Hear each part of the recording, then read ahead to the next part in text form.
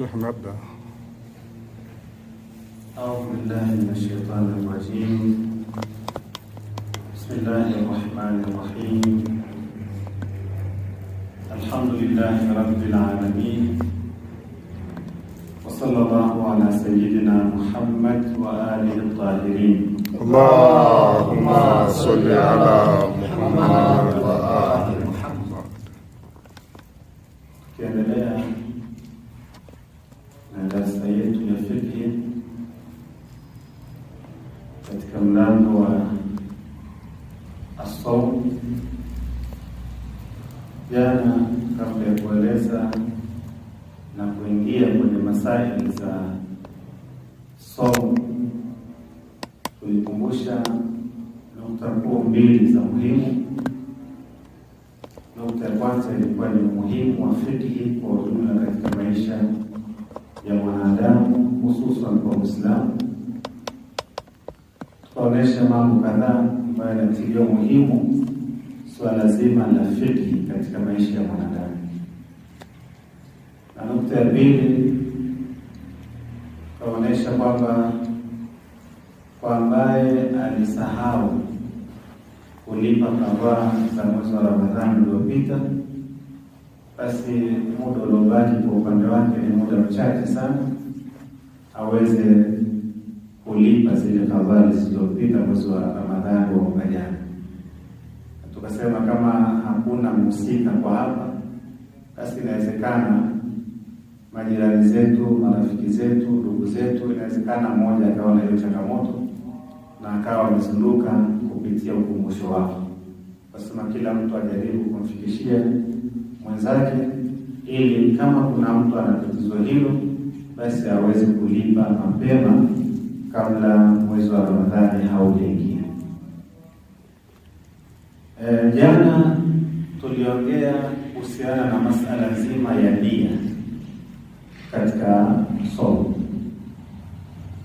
Tulieleza masaili mbalimbali, lakini nukta za msingi ni kwamba tulisema nia, na kama tulivyowahi kueleza katika ibadati mbalimbali, ambayo ni sharti katika kukubalika ibada yoyote. Ibada yoyote unataka kufanya ni lazima iwe na nia. Na jana tukaeleza kwamba somo nayo ni ibada katika ibada zilizoainishwa na Mwenyezi Mungu Subhanahu wa Ta'ala. Kwa hiyo na yenyewe ni lazima iwe na nia.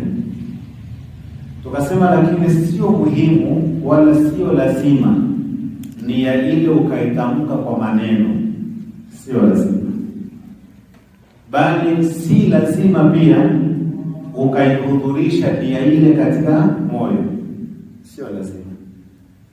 Bali inatosha tu kwamba ile al-qasd, ile kusudio lako kwamba mimi kesho nitafunga somo ya mwezi wa Ramadhani qurbatan ila Allah Ta'ala. Hiyo inatosha. Hata usiposema, hata usipohudhurisha katika moyo wako.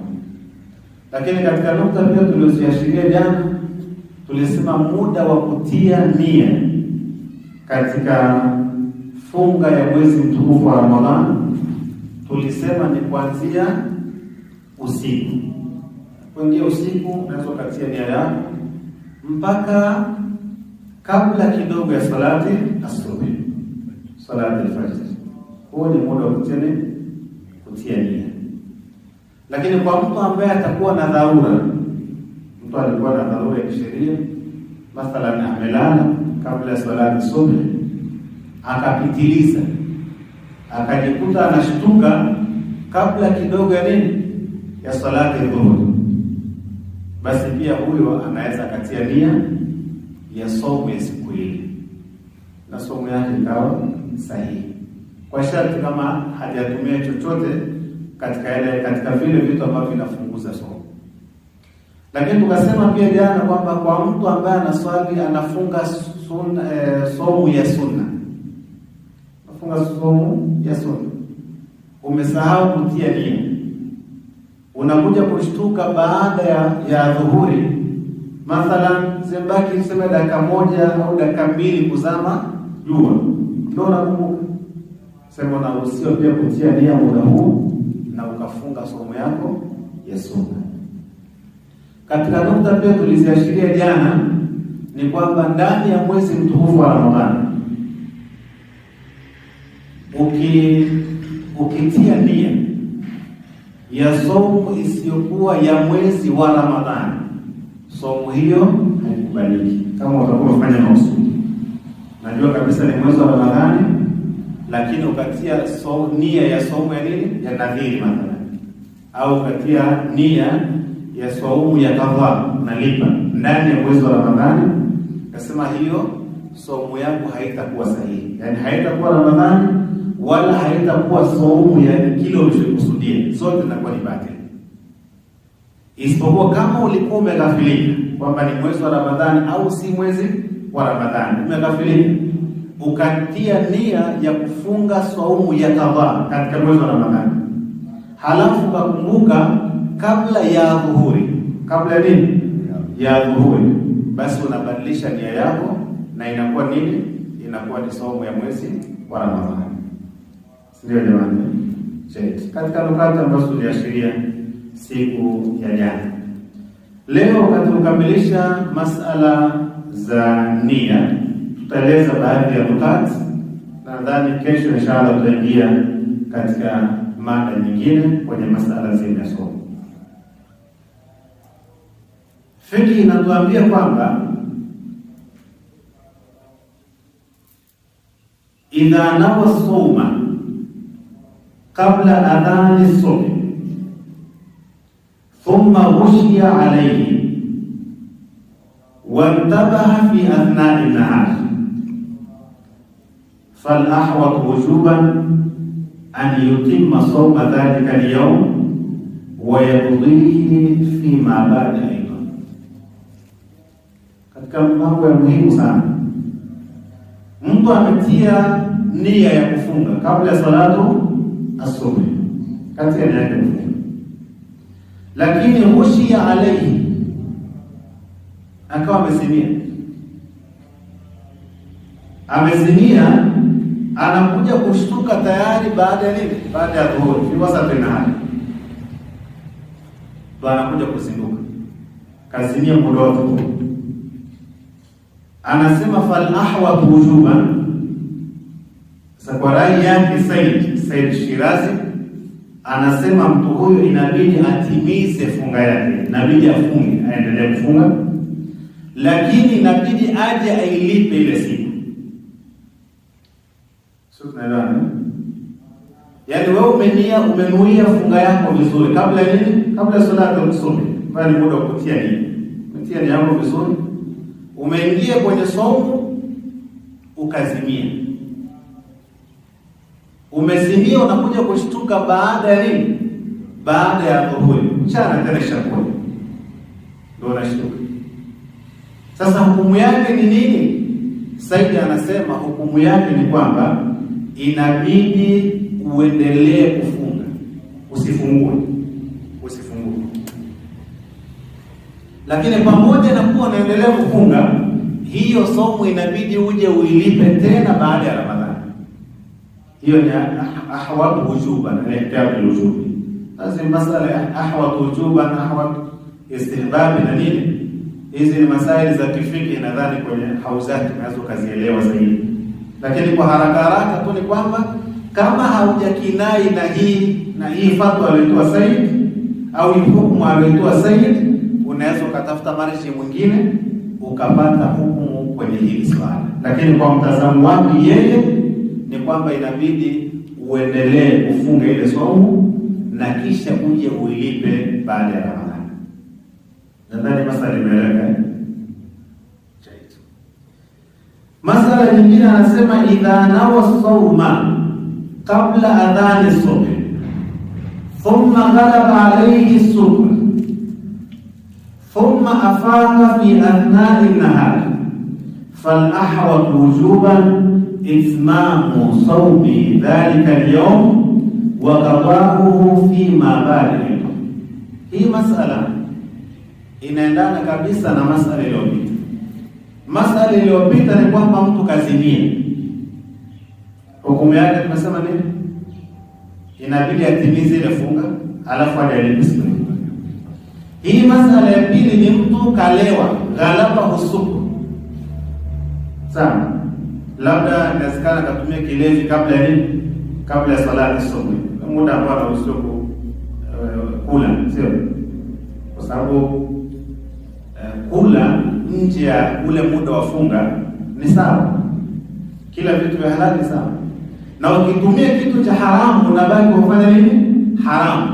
Lakini ule ujubu wa saumu, kufunga kwa ule muda bado unakuwepo vile vile. Sasa labda mtu katumia kilevi usiku, ametia nia yake vizuri, anafunga, lakini tayari ni mtu kalewa. Kilevi kinakuja kuisha baada ya dhuhuri, baada ya kilevi ndio kinaisha. Anasema huyu hukumu yake ni ile, inabidi uendelee na ile funga, kwa maana usile, lakini uje uilipe siku nyingine. Kwa hizi masala mbili tofauti ni kwamba huyu wa kwanza amezimia njia ya kawaida, sio? Huyu wa pili la kazidiwa na ulevi, lakini hukumu zao watu wawili hawa ni hukumu ni moja. Inabidi waendelee na ile funga, alafu baadaye wazilipe hizo funga inshallah.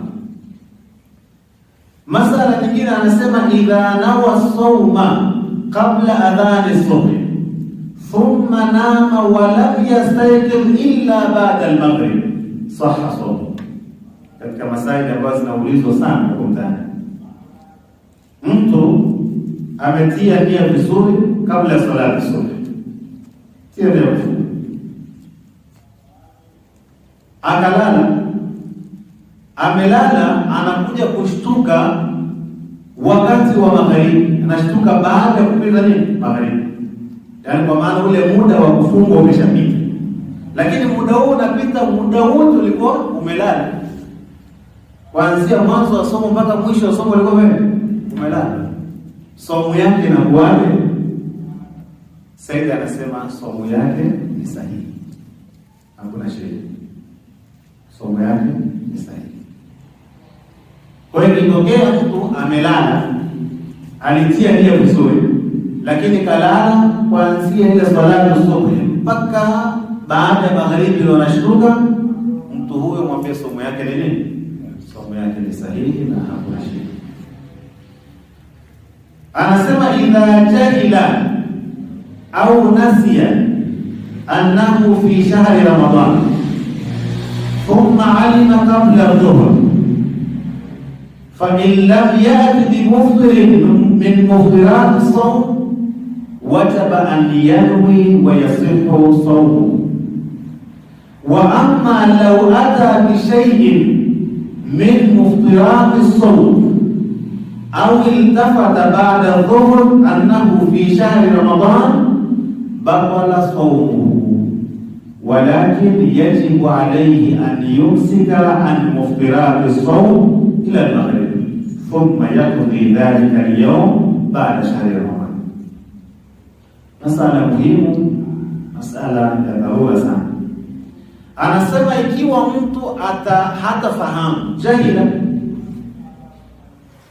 hajafahamu kama ni mwezi wa Ramadhani, kama mwezi wa Ramadhani umeingia, au la alikuwa anafahamu kama mwezi wa Ramadhani umeingia lakini akasahau, sio?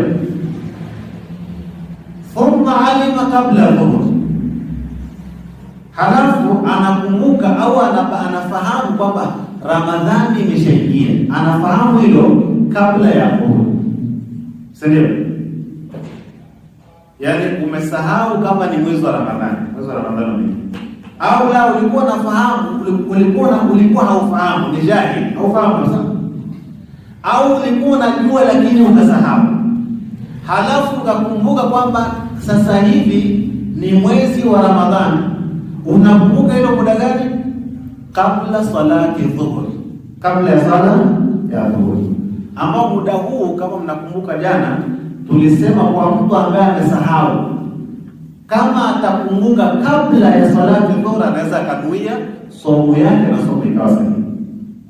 Sasa hapa mtu kasahau kwamba ni mwezi wa Ramadhani, sawa, lakini anakumbuka kwamba huu ni mwezi wa Ramadhani kabla ya salati adhuhur.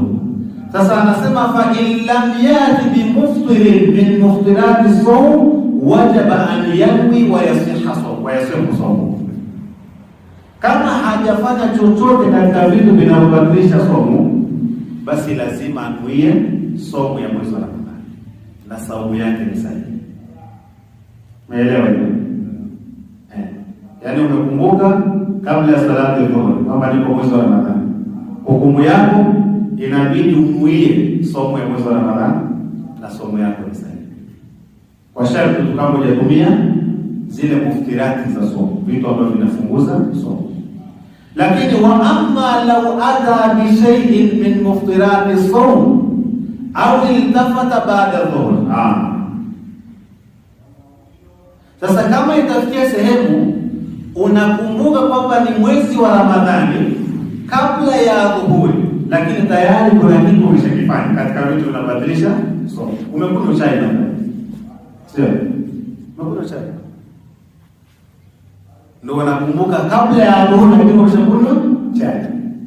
Au la, unakumbuka ni somo baada ya dhuhuri.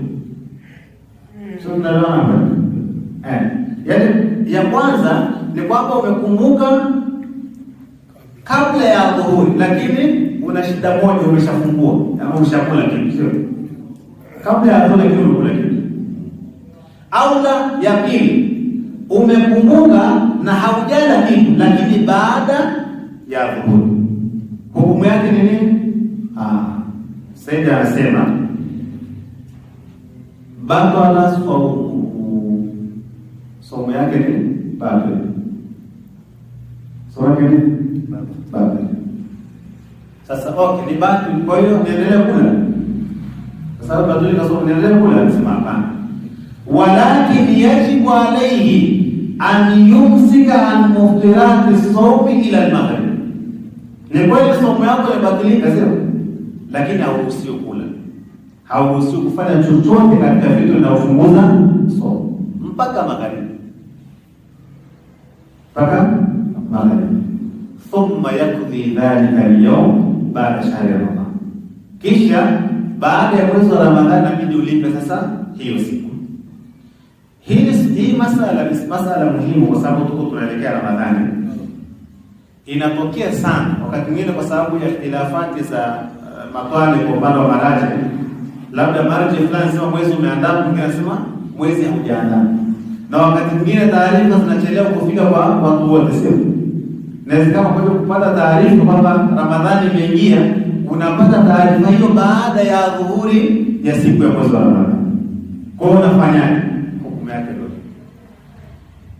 Hukumu yake ndio.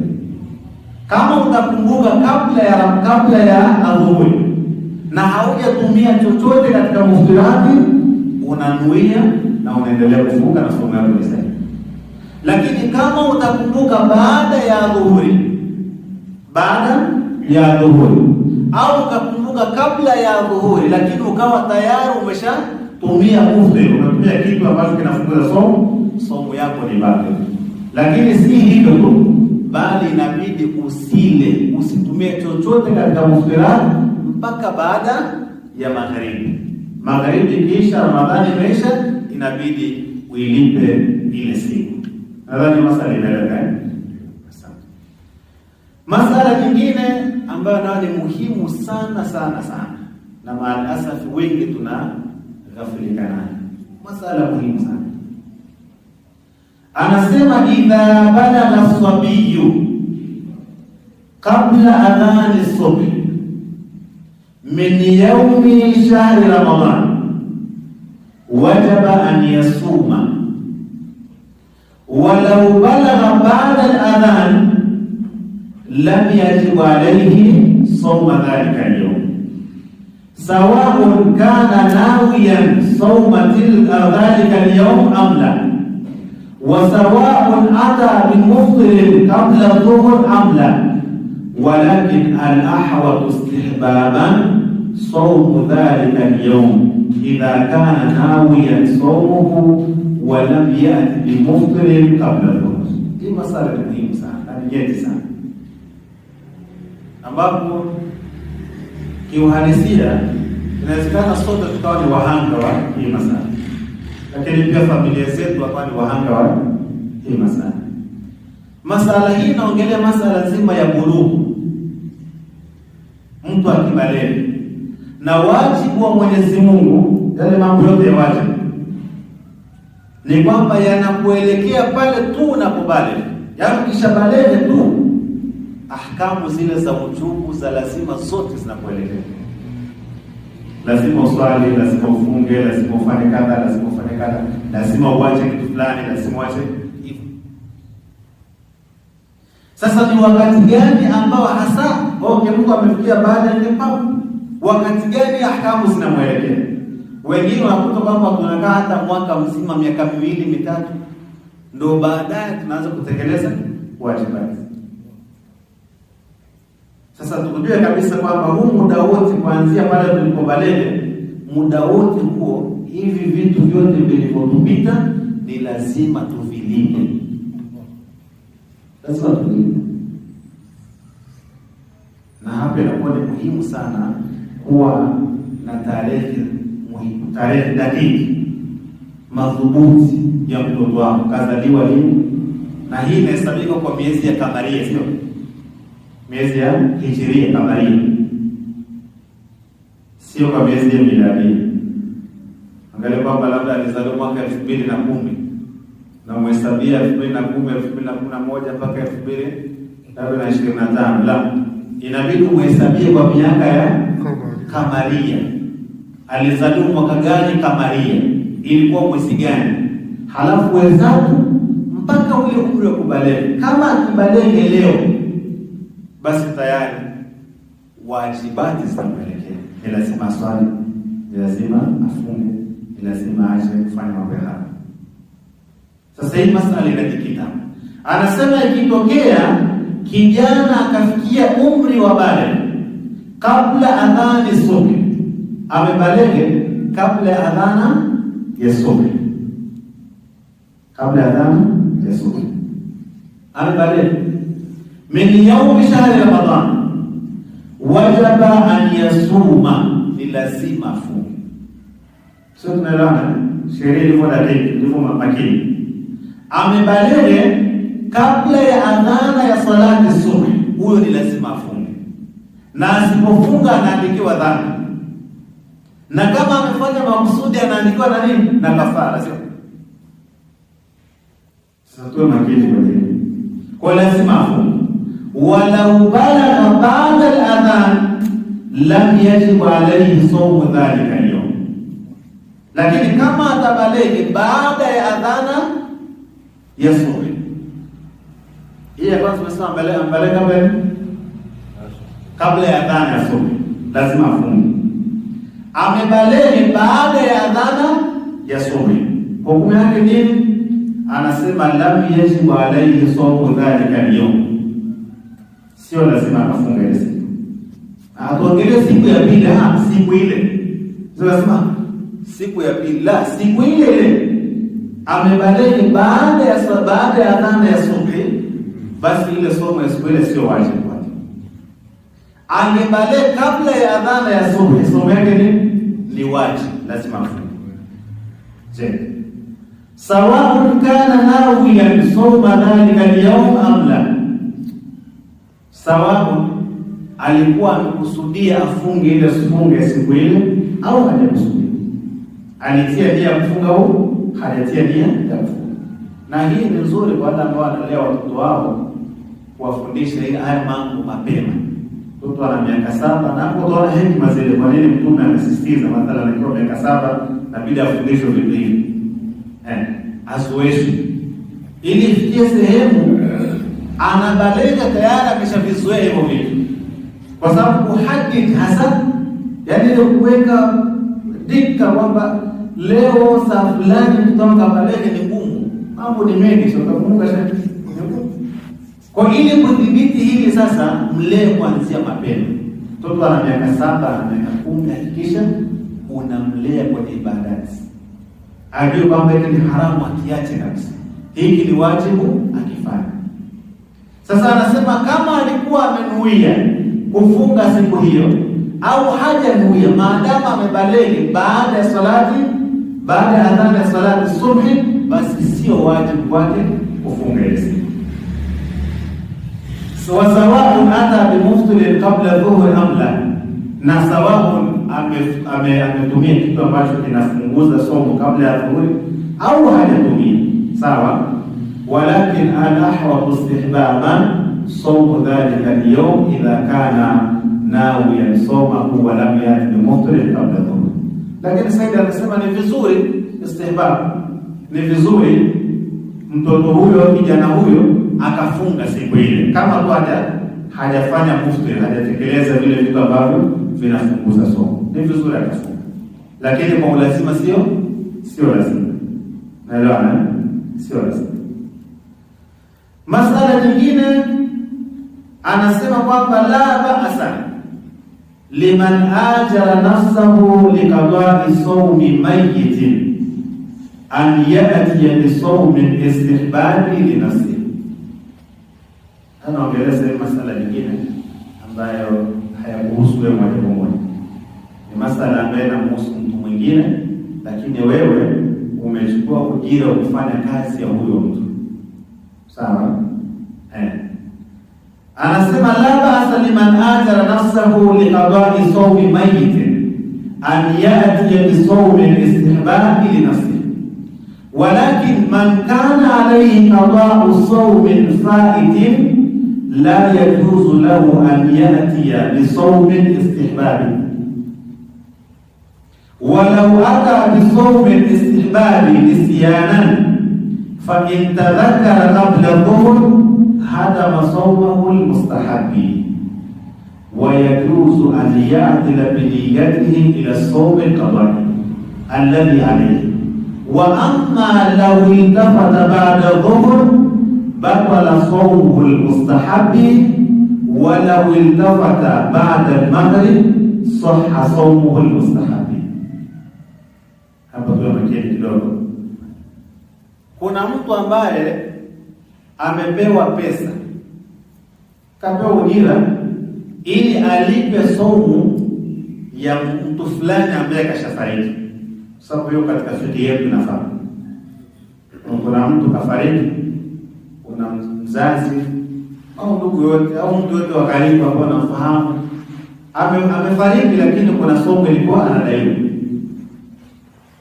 Sasa unaweza kumlipia mwenyewe au la, yeye alikuwa na pesa zake, watoto wake wakatoa pesa kiwango fulani wakakupatia kwamba hii pesa ichukue, lakini kwa sharti ufunge somu za siku kadhaa za mzazi wetu. Anasema mtu mwenye hizo kadhaa za somu ya mtu aliyofariki anaruhusiwa kufunga somu ya mustahabu. Sio tunaelewana? Somu ya mustahabu, sio ya wajibu, ya mustahabu. Kwa maana kwamba mathalan huko mwezi wa Shaabani kama hivi, halafu unazo somo za nini? Za kadhaa za marehemu, somo za istijara nasema. Unazo? Je, unaruhusiwa kufunga somo ya sunna ya mwezi wa Shaabani au la? Sasa anasema unaruhusiwa. Lakini anasema walakin man kana alayhi qada'u sawmin fa'itin la yajuzu lahu an yatiya bi sawmin istihbab. Kama utakuwa na kadhaa ya funga ambayo imekupita wewe, Ramadhani iliyopita mathalan, kuna siku kadhaa uliziacha, je, unaruhusiwa kufunga mustahabu? Anasema hauruhusiwi. Inabidi ulipe kwanza zile za wajibu, uzilipe zile kwanza. Ukishamaliza kulipa ndio sasa ndio ufanye nini? Ndio ufunge za sunna. Kwa hivyo tumeelewana. Nukta ya kwanza ni kwamba wewe una kadhaa za funga, lakini si funga zangu wewe. Wewe umechukua pesa kulipa funga ya mtu aliyofariki, unaruhusiwa kufunga somo ya mustahabu. La, masala ya pili, wewe unakavaa za mwezi wa Ramadhani, unakavaa wewe kama wewe. Kama ukiwa na kavaa, basi hauruhusiwi kufunga somo ya sunna mpaka kwanza ufunge nini? Zile za wajibu. Ndio. Shahidi. Walau adha bisawmin istihbabi nisyanan fa in tadhakkara qabla dhuhr hadama sawmahu almustahabi wa yajuzu an ya'dila bi niyyatihi ila sawm alqadari. Sasa kama utafikia sehemu umesahau kama ulikuwa na somo za wajibu, ukafunga somo ya mustahabu, si ndio? Lakini ukakumbuka kwamba mimi nafunga ya wajibu, halafu hii niliyofunga ni somo ya nini? Ya mustahabu, ya sunna. Kwa hiyo nafanyaje? Said anasema inabidi uvunje kwanza ile somo ya mustahabu, sawa? Unaikansel, halafu unatia nia ya funga ya nini? Ya kafara. Unatia nia. Ukishatia nia unafunga somo ya kafara na inakuwa uko sahihi, somo yako ni sahihi. Toba hiyo kabla ya nini? Zawadi. Kabla ya dhuhuri, kabla zawadi. Hiyo ni nukta muhimu sana ya kuzingatia. Yaani masaili nyingi sana za funga zinategemea ile zawadi. Ukifanya kabla zawadi, somo yako sana. Baada zawadi, somo yako ni bado. Sawa jamani? Jayyid. Anasema yajuzu an ya'dila bi niyyati ila sawm al-qada'i alladhi alayhi wa amma law iltafata ba'da dhuhr batala sawm. Lakini kama utakumbuka kwamba nimefunga somo ya mustahabu lakini nilikuwa na somo ya kadhaa, unakumbuka hilo baada ya nini? Baada zawadi, baada ya dhuhuri, basi somo yako ni nini? Ni bado. Na anasema wala iltafata ba'da al-maghrib sahha sawmu al-mustahabi. Sawa. Lakini ukikumbuka baada ya magharibi, sio tunaelewana? Tunahitaji dakika kidogo. Umekumbuka baada ya magharibi, ambao ni muda tayari somo imeisha, sio? Anasema ile somo yako ya mustahabu inakuwa sahihi. Kwa hiyo tofautisha. Umekumbuka kabla ya dhuhuri, unafanyaje? Unabadilisha nia kutoka kwenye mustahabu kwenda kwenye wajibu kabla ya dhuhuri. Umekumbuka baada ya dhuhuri, hukumu yake nini? Somo yako ni bado ile mustahabu na wajibu ni hapo. Sawa? Masala ya tatu, umekumbuka kwamba nimefunga somo ya mustahabu na ilikuwa nina kadhaa. Unakumbuka hilo baada ya nini? Baada ya magharibi, muda wa somo umeisha. Tunafanyaje? Somo yako ni sahihi. Somo yako ni sahihi. Somo ya mustahabu. Nadhani kwa hizi masala kadhaa tutosheke na hizi. Kama kutakuwa na swali inshallah ndio. Salamu alaykum. Asante. Kwa hiyo shekhe, naam, nauliza kwamba haswa hizi kuhusu somo inategemea haswa baada ya zawadi na kabla ya zawadi. Hukumu nyingi zimekaa katika sehemu hizi. Kwa hiyo hata kama vile kusafiri ni kuangalia ni baada ya zawadi ama kabla ya zawadi. Ndio. Kwenye kusafiri pia ni hivyo. Yaani kama utasafiri baada ya zawadi, si ndio? Baada ya zawadi, umefunga somo yako vizuri, ukasubiri mpaka jua limepinduka, alafu ukaanza safari yako muda huo, somo yako ni sawa, na hakuna shida yote. Lakini kama utaenda kabla zawadi, somo yako ni bado. Yaani safari toba ni safari ambayo unakata masafa ile sheria. Si ndio zile farsakh 8 zile. Farsakh 8 ambazo takriban kilomita kama 45 hivi hapa wa iyaba. Takriban kama 45. Na zinahesabika kwa talfikia, sema kwenda na kurudi. Kama kuna sehemu ukienda mathalan kilomita 22 na nusu au 23, sio? Kwenda na kurudi zinatimia 45.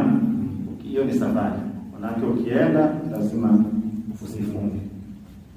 Sawa. Ina maana ukienda hapa na kia hula somo kuondoka asubuhi kabisa. Ukienda asubuhi, lakini kama utaenda asubuhi ukarudi pia kabla ya zawadi, haina shida. Naam.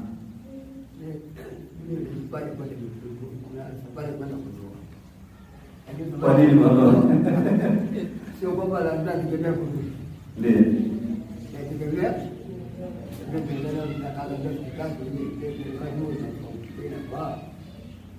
sijasikia vizuri. Anasafiri ana safari ya kwenda Kondoa, lakini ategemee kurudi siku hiyo. Sana.